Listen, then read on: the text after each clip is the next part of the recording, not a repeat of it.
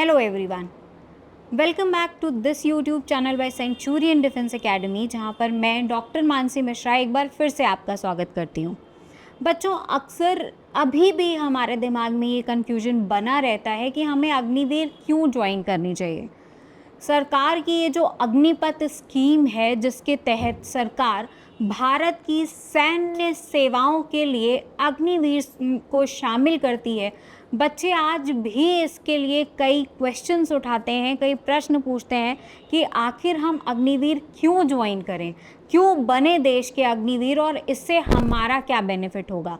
मान लीजिए हम अग्निवीर ज्वाइन कर लेते हैं, बन जाते हैं एक अग्निवीर, अपनी सेवाएं देते हैं, लेकिन अग्निवीर बहुत कम समय के लिए, हमारी जो स्कीम है उसमें बच्चों को बहुत कम समय के लिए यानी सिर्फ 4 वर्षों के लिए सेवा दी जाती है। उसके बाद हमारा क्या होगा, क्या होगा हमारा भविष्य। तो आज इन सभी प्रश्नों के उत्तर देते हुए हम आज इस वीडियो में बात करने वाले हैं। बच्चों, अग्निवीर जो है वो अग्निपथ, सरकार की अग्निपथ स्कीम के तहत लॉन्च किया गया है, जिसमें अग्निवीर के जो हमारे बच्चे हैं वो भारत की सैन्य सेवाओं में शामिल होते हैं, अपनी सेवाएं देते हैं और इसके एक नहीं कई बेनिफिट्स हैं, जिसके बारे में चलिए हम एक एक करके चर्चा करते हैं। सबसे पहले फाइनेंशियल बेनिफिट्स की बात करते हैं, यानी अगर हम देखें कि इससे आपको क्या मॉनेटरी बेनिफिट मिलने वाला है, क्या पैसे आपको मिलने वाले हैं, तो इसके बारे में बात करते हैं। सबसे पहले मंथली पे, यहाँ पर लगभग आपको हर महीने 30 से 40 हज़ार रुपये का मंथली पे मिलेगा आगे आने वाले 4 सालों के लिए, और ये मंथली पे हर साल बढ़ता भी रहता है, यानी 30 से 40 हज़ार रुपये हर महीने आपके अकाउंट्स में क्रेडिट होंगे। इसके अलावा बच्चों, सिर्फ इतना ही नहीं, मंथली सैलरी ही नहीं, और भी बहुत सारे फाइनेंशियल बेनिफिट्स सरकार आपको देती है, जैसे सेवानिधि एग्जिट पैकेज। हर महीने आपकी सैलरी से कुछ अमाउंट डिडक्ट किया जाता है और वो आपके कॉर्पस फंड्स में सेव किया जाता है। उसे आपके कॉर्पस फंड के रूप में सुरक्षित रखा जाता है आपके भविष्य के लिए।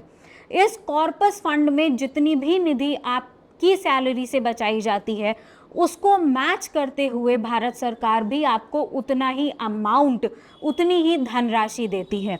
तो जब आपकी सेवानिवृत्ति होती है, यानी 4 साल के बाद अगर आपको आगे सेवाओं के लिए कंटिन्यू नहीं किया जाता, तो आपकी सेवानिवृत्ति पर आपको सेवानिधि एग्जिट पैकेज दिया जाता है, जिसमें टोटल अमाउंट आपको मिलता है जो लगभग 11 से 11.5 लाख रुपए होता है। और इसके अलावा ये 11 से 11.5 लाख रुपए आपके लिए पूरी तरह टैक्स फ्री होते हैं, यानी भारत सरकार आपसे इस पर 1 रुपया भी टैक्स नहीं मांगती और इसे आप अपनी स्वेच्छा से इस्तेमाल कर सकते हैं। इसके अलावा आपको बहुत सारे अलाउंसेस दिए जाते हैं, यानी आपकी यूनिफॉर्म के लिए अलाउंसेस आपको मिलते हैं, ट्रैवल अलाउंसेस मिलते हैं, फील्ड एरिया के लिए अलाउंसेस मिलते हैं। अगर आपकी ड्यूटी किसी ऐसे क्षेत्र में लगाई जाती है जो कि एक रिमोट एरिया है, तो उसके लिए आपको धनराशि बढ़ाकर दी जाती है। ये सारी सुविधाएं भारत सरकार आपको अग्निवीर बनने पर देती है, अग्निपथ स्कीम के तहत प्रोवाइड करती है। चलिए, ये तो हुए हमारे कुछ फाइनेंशियल बेनिफिट्स। इसके अलावा पोस्ट सर्विस एम्प्लॉयमेंट में क्या बेनिफिट्स है, क्या पाथवे है, यानी जब आप अपनी सेवाओं से एग्जिट लेते हैं, भारत सरकार आपको सेवानिवृत्ति देती है, उसके बाद आपको क्या बेनिफिट्स मिलते हैं।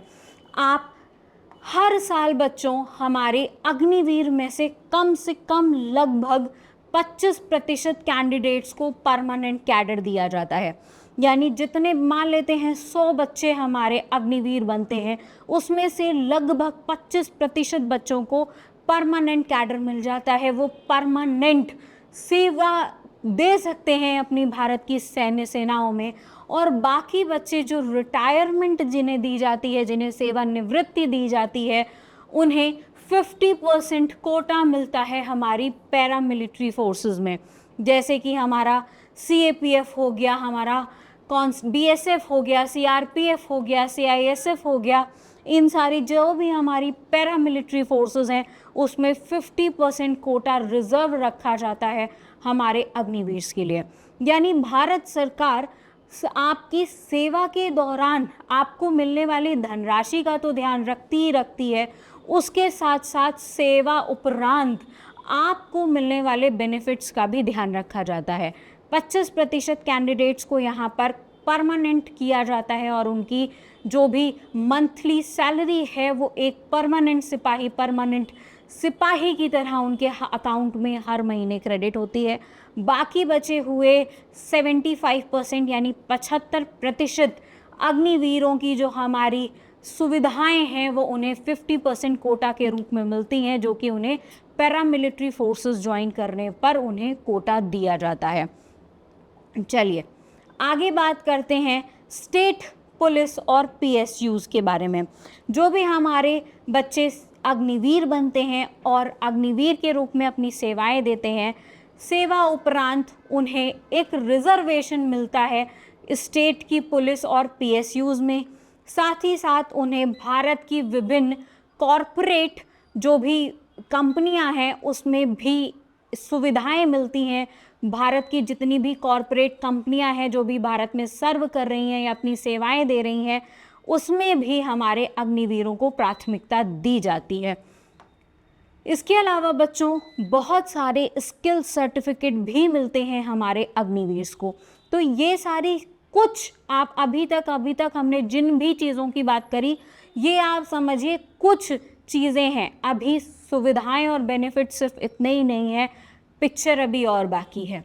स्किल सर्टिफिकेट मिलता है, हायर एजुकेशन सर्टिफिकेट मिलता है। जो भी हमारे अग्निवीर होते हैं जो क्लास 10th और क्लास 12th के बाद ज्वाइन करते हैं, उन्हें भारत सरकार की तरफ से स्किल सर्टिफिकेट मिलता है जिसे वो अपने भविष्य में यूज़ कर सकते हैं, कहीं पर भी दिखाकर एक बेहतर नौकरी पा सकते हैं। ठीक है, तो graduates receive an official skill certificate mapping their military trades, जिससे ये स्किल सर्टिफिकेट ये दर्शाता है कि हमारे ये अग्निवीर, इन्हें पूरी तरीके से ट्रेंड किया गया है, इनके पास सारी सैन्य सेवाएं देने का अनुभव है, ये अपनी इन सेवाओं को आगे आने वाले किन्हीं भी कामों में इस्तेमाल कर सकते हैं।